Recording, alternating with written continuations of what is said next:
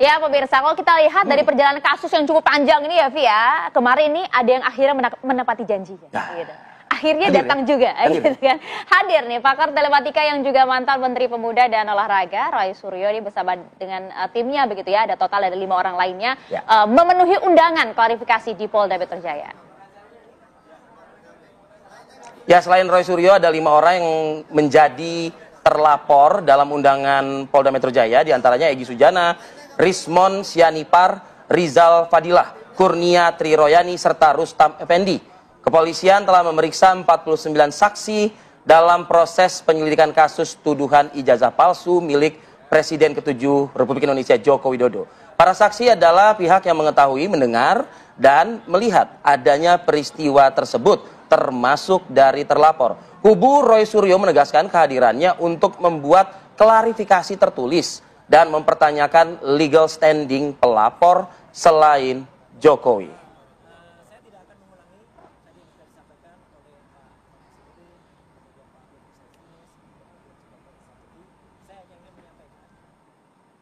Waduh, ada Mas Ahmad juga tuh di situ tuh, iya, ya kan? Berarti Sohi nih, informasi pagi ini. Kita akan dapatkan informasi A1 bagi hari ini ya. Langsung saja kita perkenalkan dulu satu-satu. Sudari bersama dengan kami, di samping saya ada KP Norman Hadinegoro, Ketua Umum dari Perjuangan Rakyat Nusantara, Relawan Jokowi. Selamat pagi. Pagi Mbak, pagi.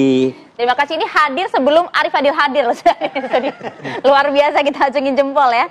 Dan juga sudah hadir ada Pak Ahmad Hosidudin, Koordinator Tim Advokasi Anti Kriminalisasi Akademisi dan Aktivis. Pagi Mas Ahmad. Selamat pagi semuanya. Ya. Dan ini kita akan minta pencerahan, Vi. Ya. Bagaimana sebenarnya kasus ini akan berujung, ya kan? Sudah hadir ada Irjen Pol Purnawirawan Arianto Sutadi, Penasihat Ahli Kapolri. Selamat pagi Pak Arianto. Pagi Pak Arianto, pagi Jenderal. Mas Ahmad, langsung saja. Jadi kemarin pada saat proses klarifikasi, apa yang bisa disampaikan pada saat proses klarifikasi tersebut? Apa yang mau digali sih ya? Orang nggak dijawab apapun kok pertanyaan penyidik. Nah itu dia, makanya apa sebenarnya yang hasil dari proses klarifikasi itu apa? Gitu. Baik, yang pertama undangan klarifikasinya itu, bismillahirrahmanirrahim, undangan klarifikasinya sudah berbeda dari sebelumnya. Kalau sebelumnya tidak disebutkan locus delicti, tempus delicti, peristiwa apa, itu tidak ada. Makanya kita bertanya, ini klarifikasi terkait apa? Juga tidak disebutkan ini terlapornya siapa, sehingga kita yang pertama kan? Yang pertama. Yang kedua ini? Nah, yang kedua sudah muncul terlapornya, tapi saya koreksi tadi, Egy Sujana dan Kurnia Triroyani tidak termasuk yang terlapor. Oh, tidak terlapor. Nah, hanya 4 saja. Tapi jadi, beberapa media baik itu online menyebutkan itu loh. Makanya yang kita jadikan ukuran kan undangan klarifikasinya, bukan pemberitaan online. Begitu. Jadi kalau Kurnia itu tidak, Rustam Effendi tidak, Egy Sujana tidak, tapi jadi, 4 orang. Roy, Tifa, Rismon, Rizal Fadilah. Oh, Rizal. Dan ini merupakan tidak lanjut dari konsolidasi atau pelimpahan 5 perkara di Polres ya. Ada yang di Depok, Bekasi, Jakarta Selatan, Jakarta Pusat. Begitu. Dan memang lucu ini sebenarnya. Pasal yang diadukan itu kan diantaranya 28 ayat 3 tentang pemberitahuan bohong. Tetapi pelapornya justru yang berbohong. Karena selama ini media kan diramaikan dengan pelaporan dari Pradi Bersatu. Tapi ternyata dari 5 laporan yang dikonsolidasi oleh Polda Metro Jaya, tidak ada satupun laporan yang mengatasnamakan Pradi Bersatu. Tapi di sejumlah media dia merasa menjadi pelapor begitu. Saya jelaskan bahwa pelapornya itu hanya 5. Yang pertama Andi Kurniawan, Lekumanan, Kapriani, Karim Rahayan, dan Samuel Lekuen. Itu yang ada di surat undangan ya? Ya, dan tidak ada. Dan memang dasarnya itu ada laporannya, ada rujukannya, kemudian ada surat perintah penyelidikannya. Yang kedua berkaitan dengan substansi, memang sebelumnya kami hanya ingin menyerahkan surat yang pada pokoknya yang pertama menegaskan kami hadir dalam undangan klarifikasi. Yang kedua kami menegaskan keberatan karena beberapa hal. Yang pertama soal legal standing para pelapor. Yang kedua soal substansi. Soal substansi ini kan sudah masuk leg spesialis karena sudah ada laporan dari saudara Joko Widodo yang masuk delik khusus 310311 KUHP, pencemaran. Maka selesaikan dulu pertikaian antara Roy Suryo dengan Joko Widodo. Ngapain nih orang-orang nggak ada relevansinya masuk-masuk ke situ gitu loh. Apalagi mereka melaporkan kabar bohong, pemberitahuan bohong, mereka sendiri berbohong. Jadi orang nggak boleh ngelaporin begitu maksudnya? Ya karena ini belum selesai. Asasnya ini kan delik aduan yang bermula dari dugaan ijazah palsu. Sementara ijazah palsunya sendiri hari Rabu besok ya itu baru akan ada gelar perkara khusus. Makanya tuntaskan dulu gelar perkara khusus, dibuktikan dulu ijazah ini asli atau tidak melalui putusan pengadilan yang berkekuatan hukum tetap, inkrah, baru masuk. Karena apa? Kalau ternyata terbukti ijazah ini palsu kan nggak ada pencemaran, nggak ada fitnah.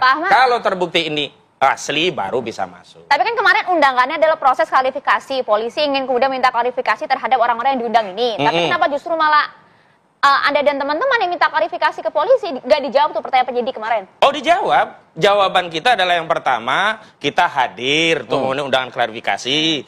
Kita berterima kasih karena undangan kali ini sudah lengkap sehingga kita tahu mau memberi keterangan apa.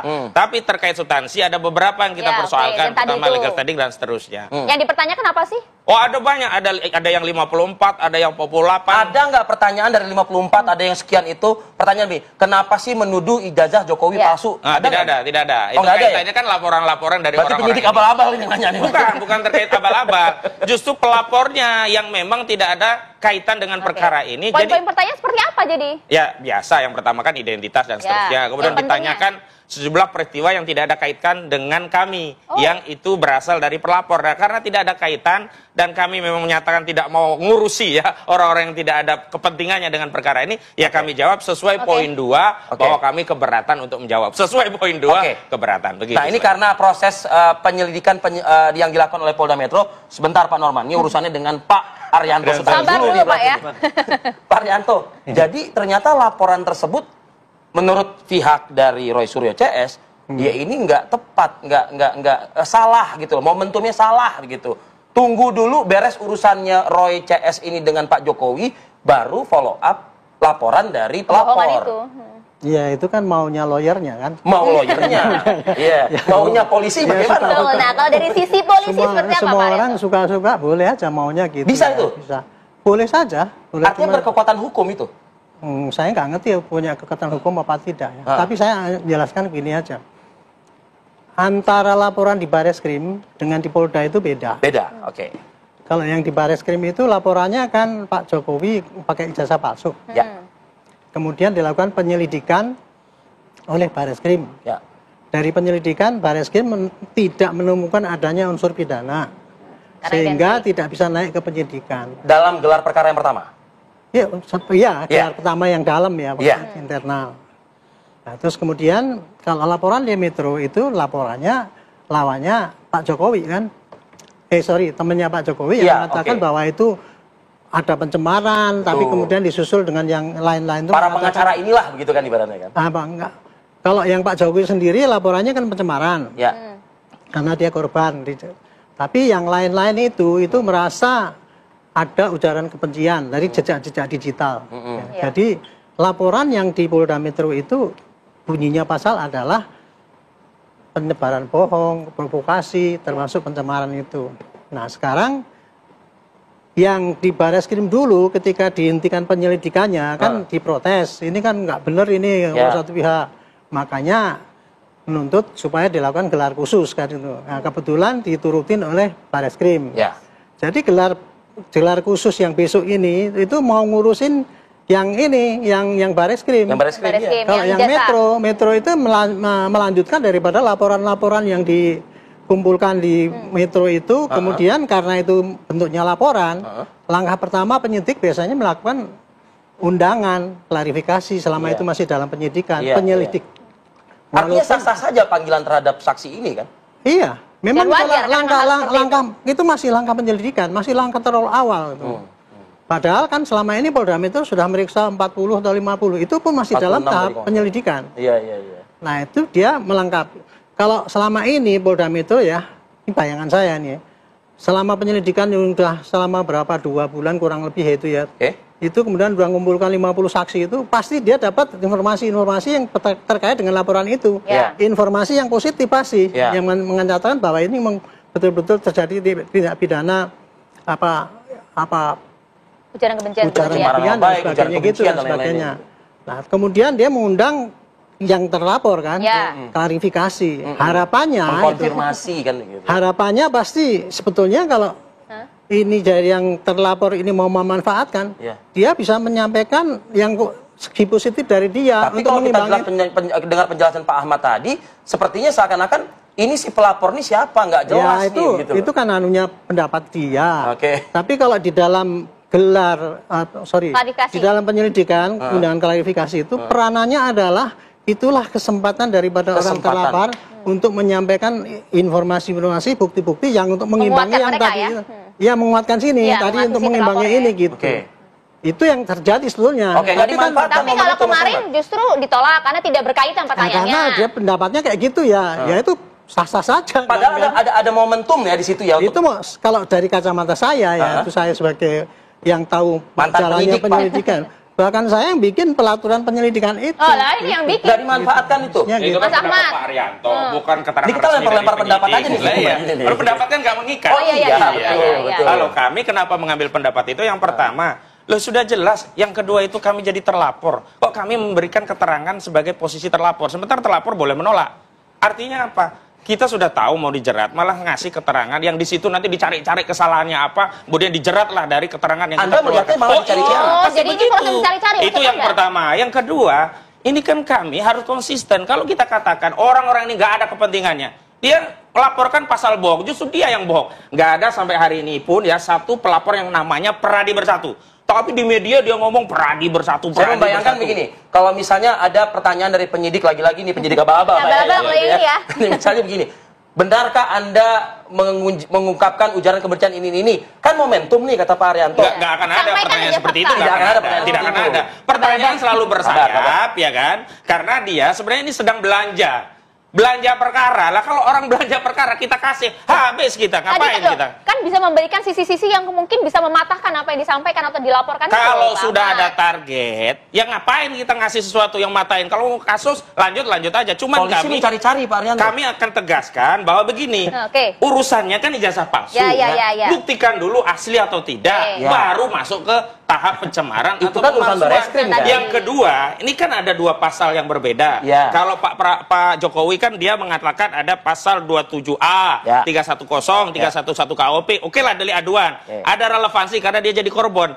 Nah, orang-orang ini kan bukan korban, siapa lu gitu loh. Yang kedua, mereka masuk pakai pasal 28 ayat 3 tentang apa? Pemberitahuan bohong yang menimbulkan kerusuhan di tengah masyarakat. Padahal belum dibuktikan, Mas Saudara, begitu kan? Oke, kalau belum dibuktikan itu hal yang lain. Tapi laporannya nggak ada atas nama Peradi Bersatu. Yang kayak ini kan gini, bohong. Yang kayak gini kan bisa disampaikan ke penyidik di Polda kemarin. Sudah disampaikan bahwa di situ ternyata tidak ada Peradi Bersatu. Ya kita sebut ini bohong. Lah ngapain kita ngelayani orang tukang bohong begitu loh? Pak Arianto, jadi gimana Pak? Cari-cari, jadi memang menghindari itu enggak, betul saya dari ketawa ini taktik daripada seorang penasihat ahli, penasihat hukum kok kayak gitu loh. Oh, nggak usah ngomong cari kerjaan orang, Pak. Biarin aja. Mestinya begini loh ya. Kalau seorang penasihat hukum itu ya, dia begitu kliennya itu dipanggil dalam rangka klarifikasi itu biasanya penasihat yang lain tuh akan ngomong.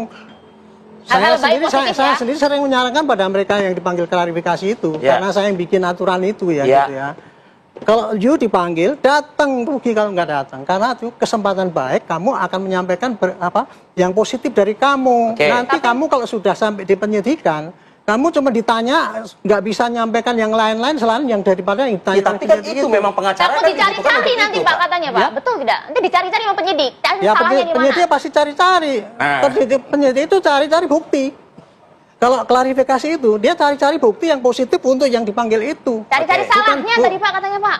Ya itu kan menurut kayak saya pikir, loh ini kok kayak gini cara berpikirnya kan gitu. Itu yang saya aneh ya. Saya kira ya, ini saya rugi besar kalau dipanggil itu tidak menyampaikan yang positif. Tapi pengacara menggunakan taktik seperti ini kan itu taktik jangan jitu itu. Ya kan boleh-boleh saja. Iya, itu menurut saya taktik yang jitu ya. Disitulah kan kehebatan pengacara kan diukur. Nah, itulah hebatnya di situ. Nanti lihat hasilnya aja gitu. Oke. Gitu. Oke, kalau gitu. Pak Norman sudah nggak sabar dari Ya ketawa-tawa kenapa sih Pak Norman? Tapi saya tanya dulu deh Pak Norman. Pak Norman ikut melaporkan mereka-mereka yang melakukan pencemaran nggak Pak Norman? Khusus yang ginian. Itu sebenarnya saya nggak mau ikutan. Kenapa? Karena ini kan kasus ecek-ecek sebenarnya. Ecek-ecek? Iya, nggak jelas.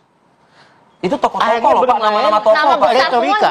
Bagaimana? Nama besar semua itu. Iya, ini retorika nih, akibat kepancing. Ada mantan menteri, apapun namanya, senior. apapun namanya. Ya, jadi saya melihat ini nggak ada untungnya untuk rakyat Indonesia. Ya, apalagi meskipun sebagian masyarakat menginginkan dibuka secara jelas ini. Nah, justru itu asli atau palsu, Pak? Gitu. Justru itu permintaan saya, ini peranan kepolisian. Secepat-cepatnya buka. Secepat-cepatnya. Ini udah 2 bulan lebih kok. Betul. Letih Ini juga, udah Pak. merembet kemana-mana. Udah sampai Sampai banyak ada orang namanya terlibat. lagi ijazah di Pramuka. Masa Pramuka. Ya. Ya, nanti ada lagi ke Senen. Ini bias ini kemana-mana ini. Nah ya jadi terus terang aja. Kita melihat juga seperti kelompoknya grupnya Roy ini merasa menggurui polisi. Harus begini. Dia yang ngatur. Tapi kan hak saja sebagai pengacara, ya kan? Anda juga Ini paham. pengacara tadi kan. Nah, seolah-olah dia yang ngatur harus begini, kalau mau manggil saya harus begini. Memang dia siapa?